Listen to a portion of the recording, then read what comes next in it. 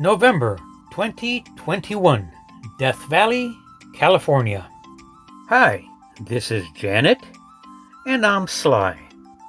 Back in 2016, we both decided it was time to stop working, buy an RV, and start traveling the country and the world. And once the RV was pretty much the way we wanted it, we started our travels, and we've been doing it ever since. So join us as we explore this country and the world, and maybe we can even meet up with some of you along the way. Our visit to Death Valley, California actually starts at Nellis Air Force Base near Las Vegas, Nevada. It's going to take us about 2.5 hours to drive the 150 miles to Death Valley, so we're getting an early start. About 30 minutes into the trip on Highway 95, we run across this sign. Now, I've seen signs before about cow crossings, and they're there to warn you so that you don't accidentally hit a cow, and they look like this. But this one, it seems to warn you that the cows might actually come out after you, because this is a mean-looking cow. Well, anyway, we continued driving. We didn't see any cows, so we were happy about that. And it didn't take long at all before we made it to Creech Air Force Base. Two things about Creech Air Force Base. First, it's where they train for and fly drones, and we actually got a picture of one. And the second thing is that this base is located out in the middle of nowhere, and to all my Air Force friends who are ever stationed here, I am sorry. We still have a long drive in front of us, so we didn't stop at Creech Air Force Base. Our next stop, though, was the Area 51 Alien Center. This place is about as close as you can get to Area 51 without being arrested. This place is a full service center. You can get gas, and I would recommend doing so. You can go inside and get some food. You can look around and find that there is an ATM, restrooms, and even a diner that actually serves some halfway decent food. If you continue to look around, you'll even find a nice little clothing store selling Area 51 stuff, and you'll find a place where you can find some alien vodka, and even a brothel attached to the place. I mean, this place truly is a full-service service center. So, if you're looking for complete and total service, stop at the Area 51 Alien Cafe and Service Center.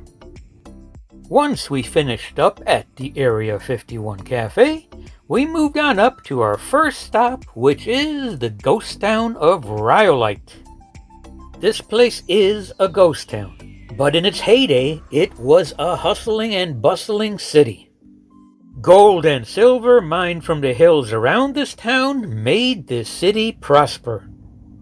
But once the mines dried up, the city was abandoned, and the donkeys that used to help the miners dig for gold were set free to wander the desert. Just as you enter town, you find Tom Kelly's Bottle House. Tom Kelly made this house by embedding glass beverage bottles into various kinds of mortar. Oddly enough, there were other bottle houses in this town, but this is the only one left standing. All that's left in Rhyolite now are some old abandoned structures that have long since fallen back into the ground.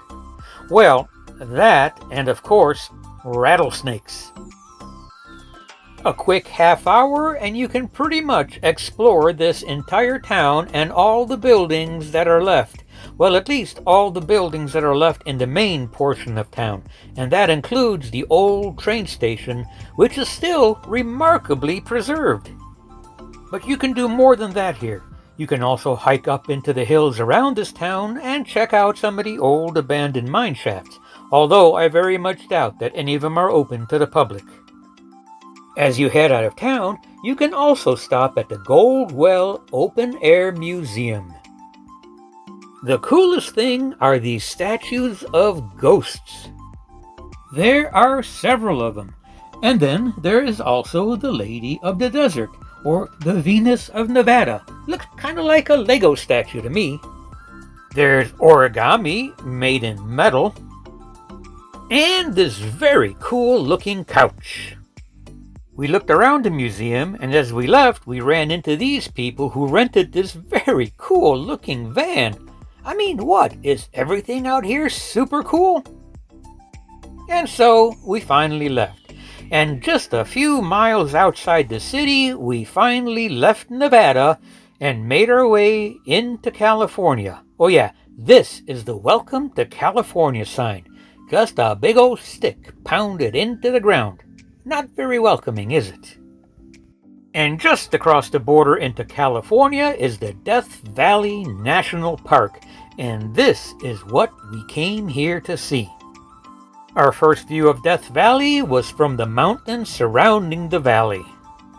We spent a little time enjoying the view of the entire valley before we finally began our drive down into Death Valley itself.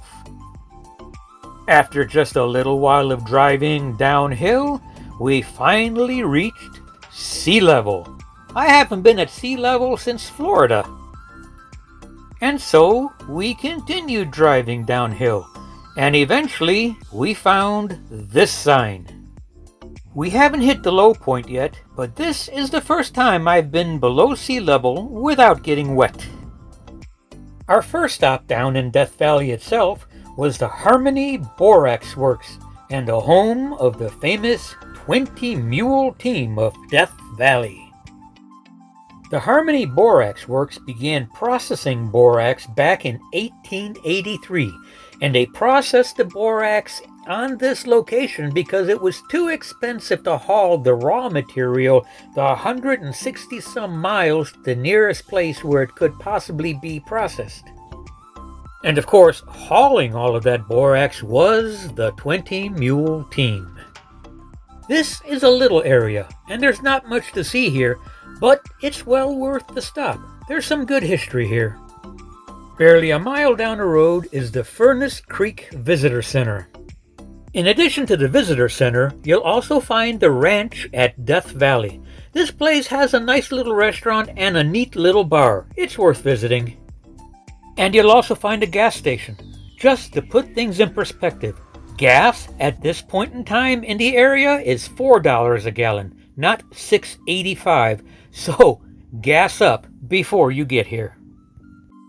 We, however, had plenty of gas, thank goodness. So we continued our drive and made our way to our next stop. The drive took us down Badwater Road to Natural Bridge Road. Natural Bridge Road wasn't so much a road as it was one dusty, bumpy trail. But we had to go down this road because we wanted to hike the Natural Bridge Trail. Before setting off on the hike into the canyon, we decided to stop and take a look at the instructions posted at the beginning of the canyon. Here we found instructions on the best way to treat a rattlesnake bite. Avoid being bitten. You know, if I'm seeking treatment, I think I'm already beyond that point. Well, that was super helpful. Now that we have a firm understanding of how to deal with rattlesnake bites, it's time to start hiking up this canyon. And soon we made it to the bridge, which is really nothing more than an arch. And how do I know this?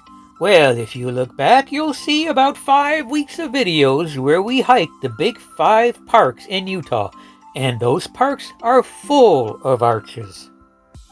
So after seeing all those arches, why did we pick the only trail in Death Valley with an arch? Well, did you know that the best way to treat a rattlesnake bite is to avoid being bitten? But I digress. Anyway, we looked around the bridge. It was really nice. I enjoyed it. And after getting our fill, we continued walking up the canyon to the next site on the list. And the next site was a waterfall. And is the norm in Death Valley? It is usually dry. But when it rains, this waterfall really pours. And so we continue our trek up this canyon. And of course, we could not pass up the chance to do just a little bit of climbing up and into some of these side little canyons, just to see what was up there. And what was up there, you may wonder? Well, just a lot more rocks and sand. Pretty much the same thing you had down here in the main canyon. Was it worth falling off the side of a cliff to see it? Yeah, it kind of was. And besides that, the climb was fun. You gotta have a little bit of a challenge, or else, what's the fun? Anyway, we made it, and making it back down in one piece just makes you happy. And so, a little further up the road, we came to the end of the gorge. But it's not really the end if you can climb it, is it? Well, I could not resist climbing up there to see what was on the other side of that little lip. And what was it? Well, another cliff, just like this one, except way higher and way steeper, and one I was not about to climb. In retrospect, climbing this one was not a good idea because it's a lot steeper than it looks, and it was really slippery. And I will confess, my heart beat a little bit as I was trying to make my way down, because for a while there I wasn't quite sure how I was going to do it. So this truly was the end, and it was time to turn around and hike our way back down the canyon to where we left our car. Hiking downhill is so much easier than hiking uphill. On the way back, we again passed the bridge that we enjoyed seeing on the way up. After a short stop to look around and admire it some more, we made our way the rest of the way down the trail back towards the car to consider our next destination in Death Valley. By this point in time, we were getting kind of hungry, and it was soon going to be time for lunch with a view. Okay, so we're down here in Death Valley. Let's face it, this may not be the prettiest view we have ever had for our lunch with a view. But still, it was a view, and it wasn't all that bad.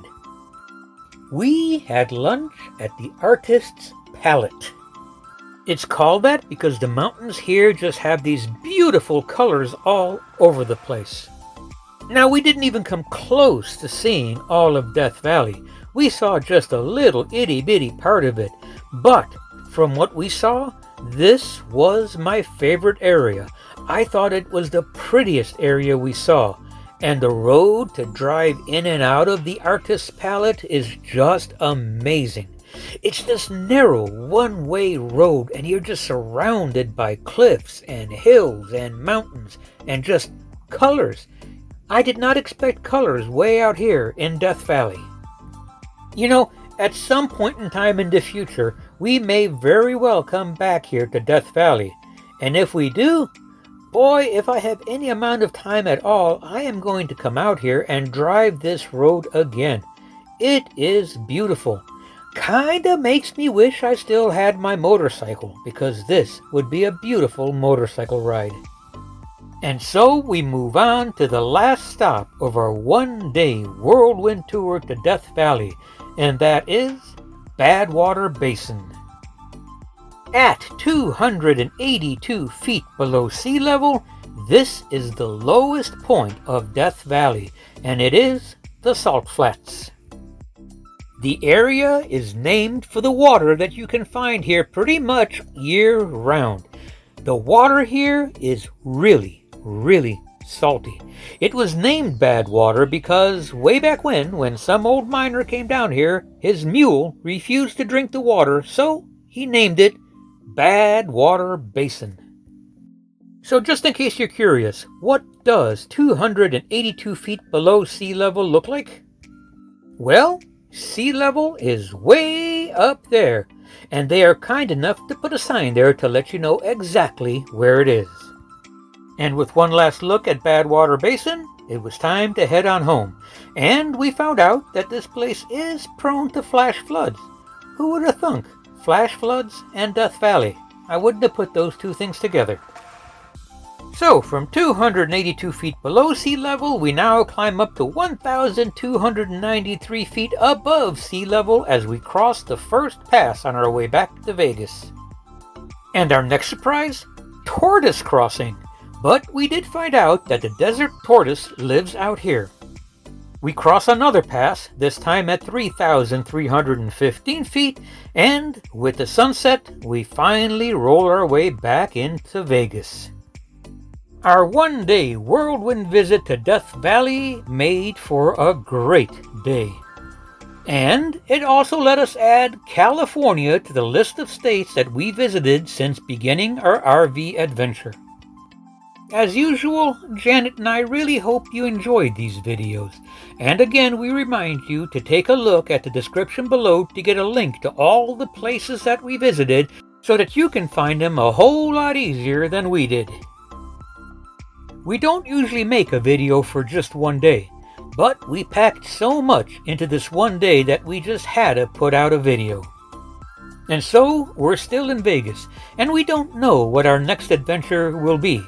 But whatever it is, we certainly hope that you'll be with us as we continue to explore this stop.